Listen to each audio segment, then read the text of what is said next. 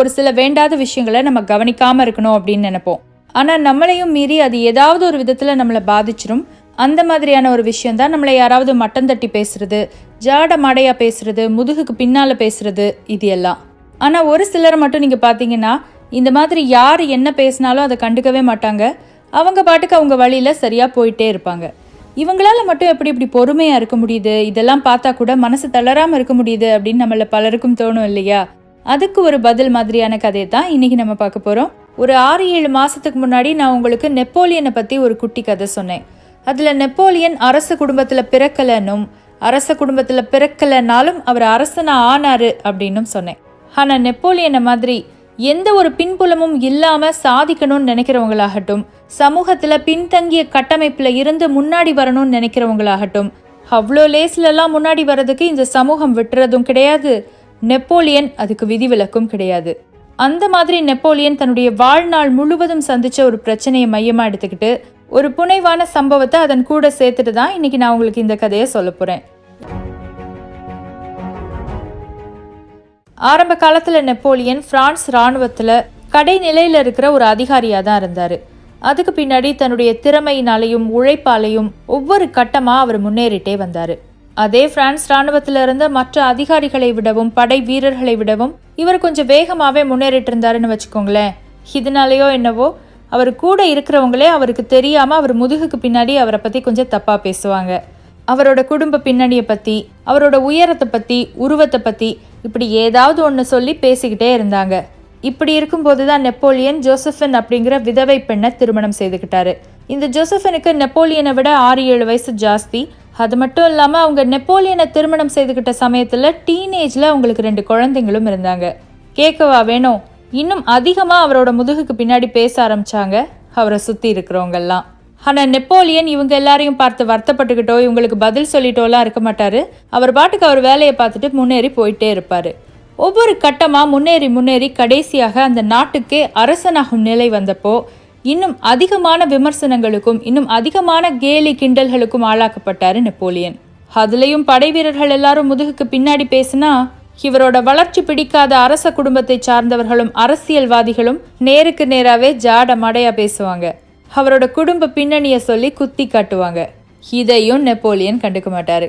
Napoleon இந்த மாதிரி எதையுமே கண்டுக்காம இருக்கிறத பார்த்து அவருடைய படை தளபதியும் நண்பருமாக இருந்த ஒருத்தருக்கு ரொம்ப ஆச்சரியமா இருந்தது. ஒரு நாள் ஒரு பார்ட்டியில வச்சு நெப்போலியன் கிட்ட, உன்னை சுத்தி என்ன நடக்குதுங்கிறதே உனக்கு தெரியாதா? உன்னுடைய படை வீரர்களே உன் முதுகுக்கு பின்னாடி உன்னை பத்தி தப்பா பேசுறாங்க. இந்த அரசாங்கத்தை சார்ந்தவர்களும் அரசியல்வாதிகளும் உன் முன்னாடியே உன்னை பத்தி ஜாடமாடையா பேசுறாங்க. இது எதையுமே நீ காதுல வாங்கியும் வாங்காத மாதிரி இருக்கிறியே, உனக்கு சொரணையே கிடையாதா அப்படின்னு கேட்டாரு. நெப்போலியன் சிரிச்சுக்கிட்டே, அப்படியா, எனக்கு தெரியவே தெரியாதே. சரி ஒன்று பண்ணு, என்னை பத்தி சில படை வீரர்கள் தப்பா பேசுறாங்கன்னு சொன்ன இல்லையா, அதுல ஒரு 10-20 பேராவது நம்ம அரண்மனையை காவல் காத்துட்டு இருப்பாங்க. அதுல என்னை பத்தி குறை சொன்னதா உனக்கு நல்லா தெரிஞ்ச 2 பேரை மட்டுமாவது கூட்டிட்டு வந்து என் கண்ணு முன்னாடி நிறுத்து அப்படின்னு சொன்னாரு. உடனே அந்த நண்பனும் அரண்மனைக்கு வெளியே காவல் காத்துட்டு இருக்கிற படை வீரர்கள் எல்லாம் தேடி அதுல நெப்போலியனை கொஞ்சம் அதிகமாவே குறை சொல்லிட்டு இருந்த 2 வீரர்களை கொண்டு வந்து நெப்போலியன் முன்னாடி நிறுத்தியாச்சு. அவங்க 2 பேரையும் ஏற இறங்க பார்த்த நெப்போலியன், நீங்க 2 பேரும் என்னை பத்தி ஏதோ சொன்னீங்களாமே, எனக்கும் கூட அது என்னன்னு தெரிஞ்சுக்கிறதுக்கு ரொம்ப ஆர்வமா இருக்கு. நீங்க என்ன சொன்னீங்களோ அதை என்கிட்டயும் ஒரு தடவை சொல்றீங்களா அப்படின்னு கேட்டாரு. அந்த 2 படை வீரர்களுக்கும் அப்படியே கையும் காலும் நடுங்க ஆரம்பிச்சிருச்சு. நெப்போலியன் அவங்க கிட்ட சொன்னாரு, பயப்படாதீங்க, நான் உங்களுக்கு வாக்கு கொடுக்குறேன். நான் எதுவும் உங்களை செய்ய மாட்டேன். இன்னைக்கு மட்டும் இல்லை, என்னைக்குமே இதுக்காக நான் உங்களுக்கு தண்டனையும் தரமாட்டேன். ஆனால் ஒன்று மட்டும் செய்யுங்க, நீங்கள் 2 பேரும் நான் இல்லாதப்போ என்ன பேசுனீங்களோ அதை என்கிட்ட நீங்கள் சொல்லணும் அப்படின்னு சொன்னார். இதுக்கு மேலே அவரை சமாளிக்க முடியாது அப்படின்னு தெரிஞ்சுக்கிட்ட அந்த 2 பேரும், நாங்கள் எதுவுமே செய்யலை, நாங்கள் எதுவுமே உங்களை பற்றி சொல்லலை, யாரோ உங்ககிட்ட தப்பாக தகவல் கொடுத்துருக்குறாங்க அப்படின்னு கெஞ்ச ஆரம்பித்தாங்க. ஓ, ஒருவேளை அப்படி இருக்குமோ, சரி நீங்கள் 2 பேரும் போங்க அப்படின்னு அவங்கள அனுப்பி வச்சாரு நெப்போலியன். இப்போ நெப்போலியன் தன்னுடைய நண்பனை பார்த்து, சரி வா, 2வது நான் உனக்கு இன்னொன்று காட்டுறேன் அப்படின்னு சொல்லிட்டு நேராக அந்த பார்ட்டியில் நடனம் நடந்துட்டு இருக்கிற இடத்துக்கு கூட்டிகிட்டு போனார். அந்த இடத்துல ஒரு கூட்டமாக பிரான்ஸ் அரச குடும்பத்தை சார்ந்தவர்களும் அரசியல்வாதிகளும் உட்கார்ந்துட்டு இருந்தாங்க. அவங்கள பற்றி தான் ஏற்கனவே சொல்லியிருக்கேனே, நெப்போலியனை பார்த்தாலே ஜாட மாடையாக ஏதாவது பேசுவாங்க, குத்தி காட்டுவாங்கன்னு சொல்லிட்டு அவங்க வேலையை ஆரம்பிச்சிட்டாங்க. வழக்கமாக அவங்க அந்த மாதிரி பேசும்போது நெப்போலியன் அதில் தலையிடவும் மாட்டார், அவங்களுக்கு பதில் சொல்லவும் மாட்டார். ஆனால் அன்னைக்கு அவருடைய நண்பனுக்கு காட்டணும் இல்லையா? அதனால அன்னைக்கு அவர் அவங்களுடைய பேச்சுவார்த்தையில தலையிட்டாரு. மதிப்பிற்குரிய அதிகாரியே, நீங்க இப்படி சுத்தி வளைச்சு சொல்றதெல்லாம் புரிஞ்சுக்கிற அளவுக்கு இந்த நெப்போலியனுக்கு அறிவு கிடையாது. கொஞ்சம் நீங்க சொல்ல வர்றத நேரடியா சொல்றீங்களா அப்படின்னு கேட்டாரு. அவர் அவ்வளோ நேரம் ஜாடமாடியா பேசிட்டு இருந்த அந்த நபருக்கு ரொம்ப சங்கடமா போச்சு. அவரால் பேசவும் முடியல, பதில் சொல்லவும் முடியல. சிலரால குத்தி காட்டி சுத்தி வளைச்செல்லாம் சொல்ல முடியும். ஆனா நேரடியா அவங்க சொன்னாங்கன்னா சுத்தி இருக்கிற அத்தனை பேரும் அவங்கள பத்தி தான் தப்பா நினைப்பாங்க. அதனால அவங்க அப்படி சொல்ல மாட்டாங்க, அவங்களால சொல்ல முடியாது. அந்த மாதிரி தான் அன்னைக்கு அந்த நபரும் நின்றுட்டு இருந்தாரு.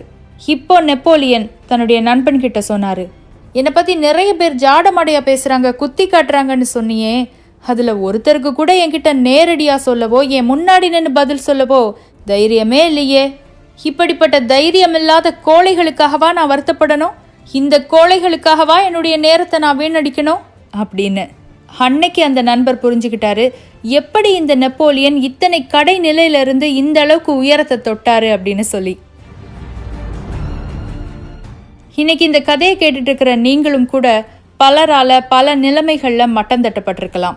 நிறைய பேர் உங்க பின்னாடி பேசியிருக்கலாம், உங்களை குறை சொல்லியிருக்கலாம், ஜாடமாடையா பேசி குத்தி காட்டி மனசை வேதனைப்படுத்தி இருக்கலாம்.